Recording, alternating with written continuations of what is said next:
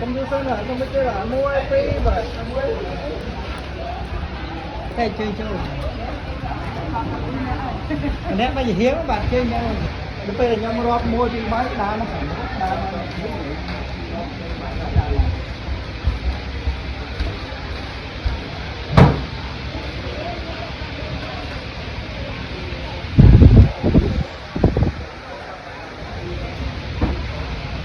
em mình nhau môi sân à? Một nêm môi sân, một nêm môi sân. Mới cầm một quay. Ta triêm. Cái nhầm rót à? Môi phi bay ra, một nêm. Rồi.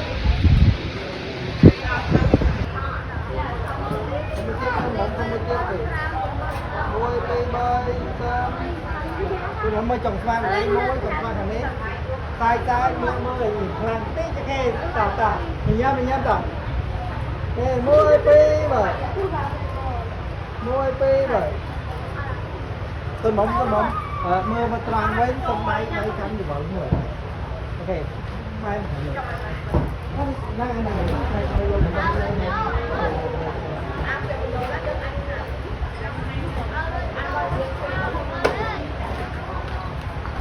đi con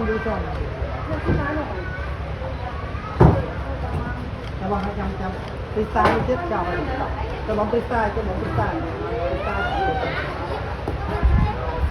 nghe tao mua phi bởi đặc biệt là tiếp tích cho nó là tiếp tích này tao mua phi bởi cái đó trong đâu mới tiếp này vừa đây quá thôi chứ này phi à thì lên anh đã freestyle khéo á mua phi bởi tôi không được cái bài mới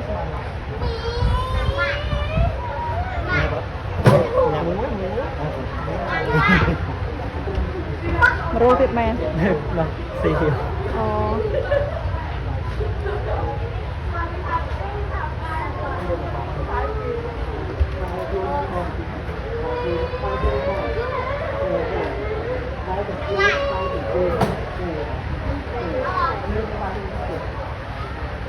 ok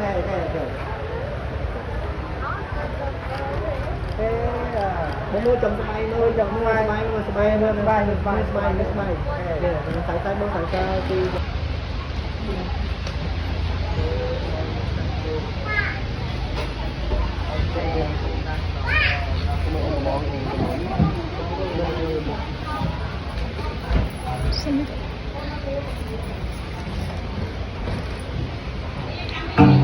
phải liều quá rồi.